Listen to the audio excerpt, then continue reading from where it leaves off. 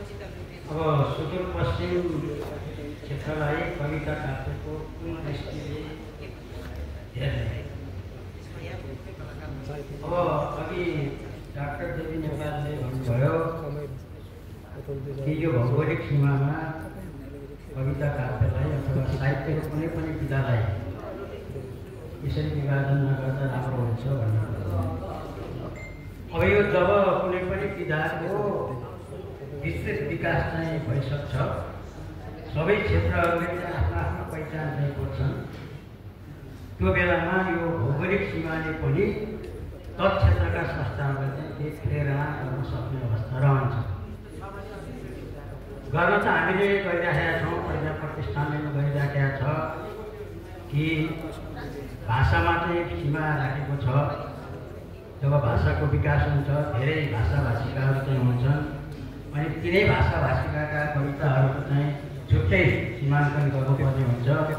भौगोलिक रूपमा पनि त्यही किसिमले आफ्नो पहिचानको लागि त्यो आवश्यक भएको भन्ने मलाई लाग्छ र त्यो भएको पनि छ।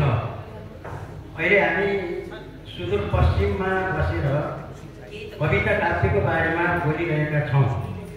त हामी यहाँ बोल्नेहरू अधिकांश हामी हिजो पनि हामीले देख्यौँ र आज पनि हामी देवी नेपालजी पूर्वी नेपालमा हुनुहुन्छ, म चाहिँ मध्य नेपाल भनौँ पोखराको छु, कविराजजी यहाँको स्थानीय हुनुहुन्छ। र यो विषयमा कविराजजीले जति भन्न सक्नुहोला, व्यक्तिका नामहरू लिँदाखेरि जति उहाँले चाहिँ नाम जान्नुभएको छ होला, देवीजी र मैले भन्ने कुरो चाहिँ हामीले अध्ययन गर्ने कुरो, कसैले भनेको सुनेको कुरालाई चाहिँ आधार गर्नुहुन्छ। तर यस कुरामा सुदूरपश्चिमप्रति, यहाँको कविता काव्यप्रति मैले एउटा गर्व गर्नुपर्ने एउटा ठाउँ छ। त्यो ठाउँ के भने 2053 सालमा छन्द बचाउ अभियान 2053 नामक एउटा छन्दको आन्दोलन घोषणा भएपछि त्यसको प्रचार प्रसारकै निम्ति हो।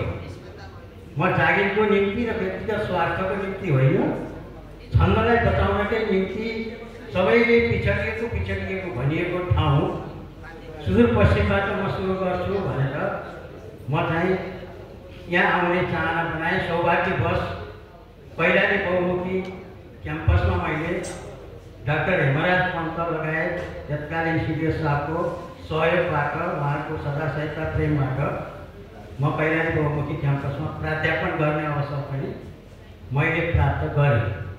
त्यो हिसाबले पनि 3 वर्ष म यहाँ बसेको हुनाले पनि कविता काव्यको सन्दर्भ आउँदाखेरि पनि मलाई अझै पनि धेरैले पोखरा बाहेक अन्य क्षेत्रका साथीहरूले मलाई धनगढीकै भनेर चाहिँ चिन्नुहुन्छ। त्यसकारण मैले गर्व गर्छु आज यो मञ्चबाट कविता काव्यको बारेमा केही भन्न पाउँदा मैले भन्नुपर्ने कुरो चाहिँ के हो भने अब यो क्षेत्र कविता काव्यको क्षेत्रमा अघि देवी सरले भने जस्तै एउटा उर्वर छ। यो यसमा चाहिँ कुनै पनि शङ्का छैन। जति बेला मैले 52-53 चाहिँ देखेँ त्योभन्दा अहिले 4 गुणा वृद्धि चाहिँ भएको छ।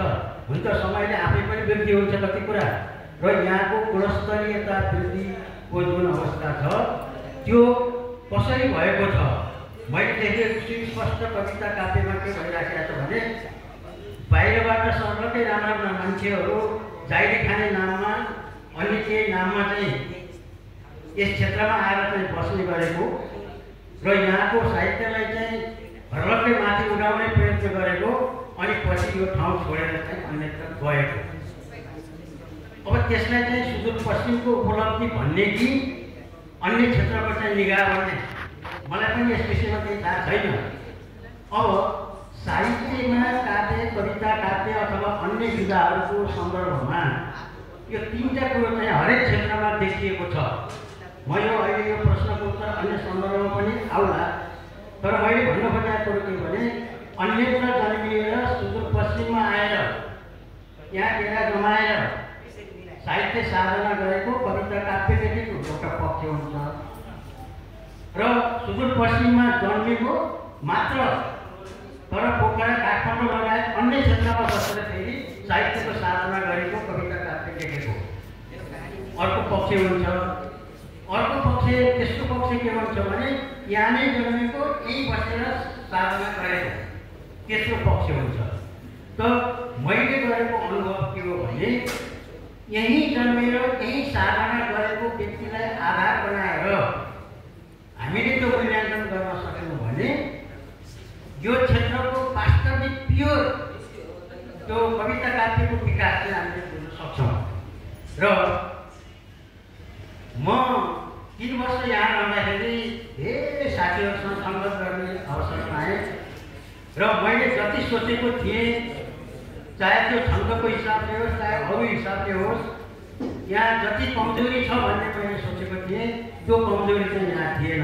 मैले प्रत्यक्ष रूपमा त्यति बेलाका केही व्यक्तित्वहरूसँग सङ्गत गर्ने अवसर पाएँ।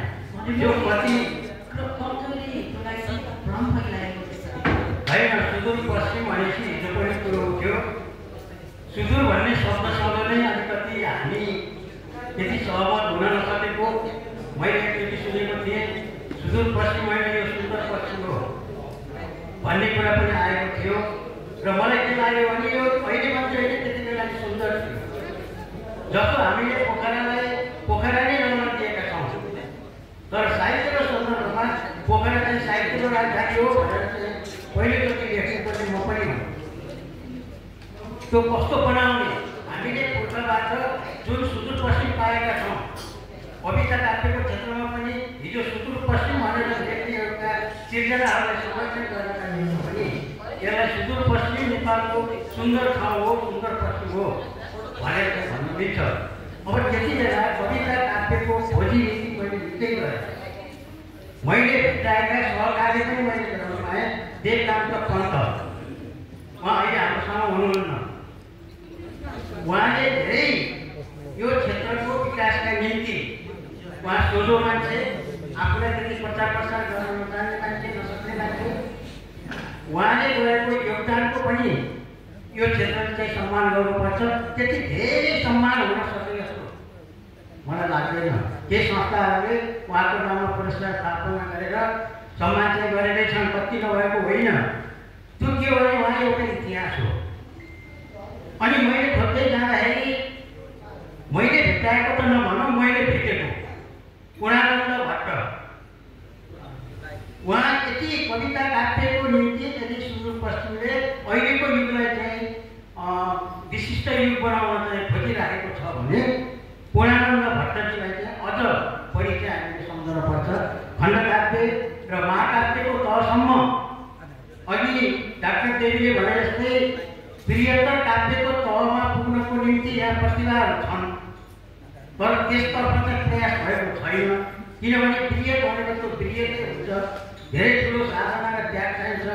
अब सुदूरपश्चिम एउटा अलिकति अहिले विकासको हिसाबले राम्रो भए पनि अघिल्ला चरणहरूमा यो त्यति अघि बढ्न नसकेको भनिएको ठाउँ हुनाले त्यो नसकेको भनेको कारण भौतिक विकासको कुरोले मात्रै होइन, भाषा साहित्य कला संस्कृति विषयले हामी पोखरा काठमाडौँ बस्ने मान्छेहरूले बरु धेरैका अध्ययन गरेर, धेरैका कृतिहरू अध्ययन गरेर हामीले चाहिँ त्यो कविता काव्यमा बरु हामीले उ गऱ्यौँ होला। यहाँबाट भएको जुन काम हो नि त्यो आफ्नै मौलिक सिर्जना हो। अध्ययन गरेर